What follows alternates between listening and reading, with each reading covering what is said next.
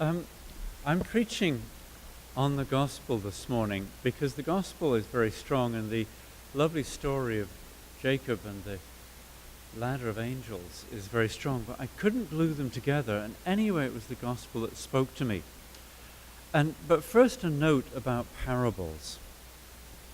Generally speaking, when we read a parable of Jesus, we get close to what he said. The tradition of teaching in parables was common in his period of Judaism. The parable required the hearer to do some work. The interpretations we find in the gospel, most scholars agree, are later glosses added by the early church, as the writers of the gospels applied Jesus' teaching in the parable, interpreted it in the context of the early church. And that could be decades or almost generations later in very different contexts from the one Jesus preached them in. So when we come to a parable, we actually need to go as close as we can get to the parable of Jesus and then reinterpret it again to fit our context. It's important. The original parable, the interpretation of the early church are both important, but we still need to do the work, as every hearer of a parable should do. So it's a parable of a field. It's a story of good seed sown by a farmer, weedy seed sown by an enemy, the question of weeding, the decision to let them grow together, and then at the harvest, the separation is done. This parable really came to life for me at the time of my father's death. My dad was not an easy person. He was mixed, a mixture of things inside. He was beaten as a child. He went as a young adult through the Second War and did and saw things that no one should see or do. He hardly ever spoke of it. He hardly spoke of his parents or the sibling that died in infancy that we only found out about 6 years ago. He never hit me, but his words of criticism were harsh, and his explosions of anger were fearsome. He was not easy for me or my older sister. He was not an easy husband for my mother. But he provided for us well. He was often loving and generous. He was frequently a very good dad. And as I went through adolescence, knowing what I got up to and how I was, it's a wonder that he didn't kill me. He had the generosity to let me be myself and find out who I was becoming. Towards the end of his life, my mother got dementia. He did his best, but it was not a very good best. I was in Canada, and my sister got the brunt of his pain-driven anger. A year later, he died. Like every person that God brings into creation, he was a fertile field, sown with goodness. Imperfect parents, an environment of pervasive poverty in the north of England, a culture of control and sanctioned violence in the school system and throughout society and in the military, experiences of combat. All these are times of scattering seeds of discord, of destruction, of unchristeliness. These are the places of evil, the context in which the enemy is given a broad hand. There are people you know who are similarly mixed. There is kindness and generosity alongside anger and selfishness. You probably know people who are poisoned by drink and drugs, who can be delightful in one moment and the next be destructive and utterly toxic to be around. And you may know why, to a degree, they became like that, what brokenness they have carried. And you know in yourself the parts of you that God adores and the parts that, frankly, you hope God was not looking at that moment, at that issue, at that relationship, or at that choice. What then is the parable of the good seed and the bad seed saying to us? It seems to me that Jesus knows full well just what a mixture we all are. Good and evil are beside us. The good that we would do, we do not do. And the evil that we don't want to do, we do. Paul talked about that in his epistle to the Romans. Jesus looks at us and ponders the question of the moralist. Morally, we should wade into the field and root out all the bad plants, pull them up, rip away the evil parts until only the good remains. Yes, but there won't be much left. The root systems of plants are mixed together. The big boots of the workers will crush the few remaining good plants. No, says Jesus. Let's not do that. Let's see how they grow together. As you get along in the journey of life, think back to some of the key moments when you learned real and lasting values, moments of big change. Think of the time that, as a teenager, when you did or said something cutting or belittling or violent about a person weaker than yourself, less cool, less popular, and how in the instant that felt good, but also fractions of a second or hours later, you felt your heart and gut sink with shame at what you had just done. Publicly you were high, but in your inner heart covered in shame and regret.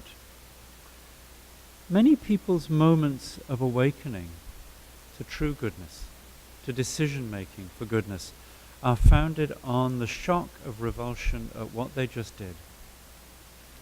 It is in failings that we learn the path to success.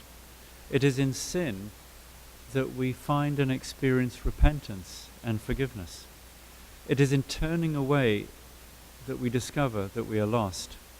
It's in realizing that we have what we have shut out, that we discover what we really deeply desire and need. If it were not for the weeds in our soul, as it were, we would not have grown such strong and vibrant, healthy plants in our lives. No, says Jesus, let's not do that. Let's see how they grow together. And every farmer in his audience knew full well he was right. These were peasant farmers. They knew what would happen if you pulled all the weeds out with the good seed. But what about all that sinfulness, that unChristlikeness, that evil within us? Oh, says Jesus in the parable, don't you worry about that. I can see him smile that smile of his. At the end, in the harvest, when we go into the field, we pick up all the good crops when they're nice and grown.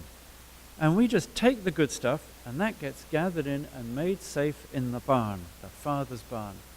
And the bad stuff? Well, we go out and get that too.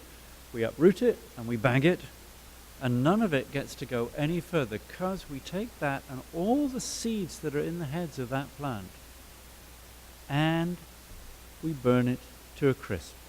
So don't you worry about that. We'll take care of that. We'll incinerate it. And like any farmer in his audience, they know that's what you do.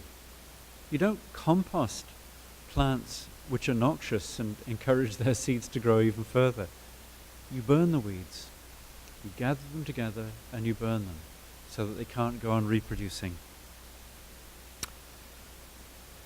Jesus, in his life, a good plant planted by God in incarnation, mixed himself up with sinners, ate meals with the publicly disrespected, and kept Judas as part of the team of the disciples. God could sear your soul clean with a blowtorch and rip your heart to shreds like an inquisition and leave only what is pure. But God does not violate you. God will never shred you for some abstract purity's sake.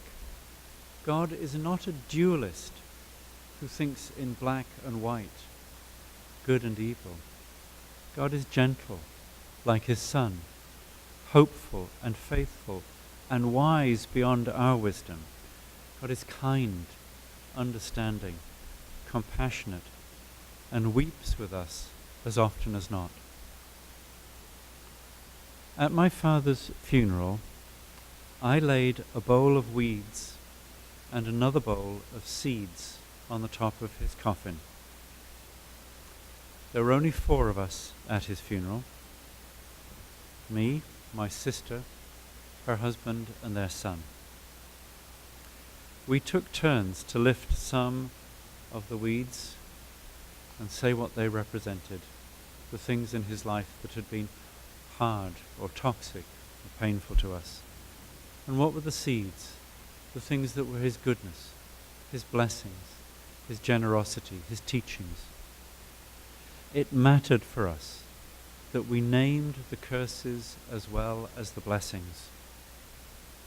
When it was over, we sprinkled the seeds and the weeds on the top of his casket that went immediately and nearby into the flames to be consumed. We sent him and them to God, who alone fully understood the nature of the enemy who had sown those bad seeds in him. My dad's harvest may not have been the biggest, but there was a harvest. I know there was a harvest because I loved him. And if I, in my brokenness, sinful faultedness, can love that man, God, who is not broken, sinful, or faulted, could love him far more deeply than I could. So God had his harvest. But Jesus tells honest stories. This story to me is honest. He denies covering things over. There's no pretense that the weeds aren't there.